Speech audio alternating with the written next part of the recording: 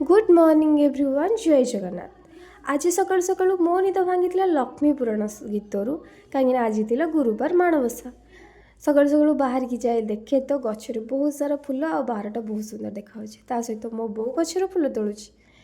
घर भितर लक्ष्मी पुराणर शब्द तापर मुझे जल्दी जल्दी गाधी रेडी हो गली ठाकुर घर आस ठाकुर को मुंडिया मारदेली। तापर स्टार्ट होगा रूटीन कौन ना खाली पेटर मेडिसिन जोटा मुझे थंडा खाऊली। तापर टे हाथ में मेहंदी लगे देकी मो न्यूट्रिशन नवा स्टार्ट कली जोटा थी मोर डेली डेली रूटीन।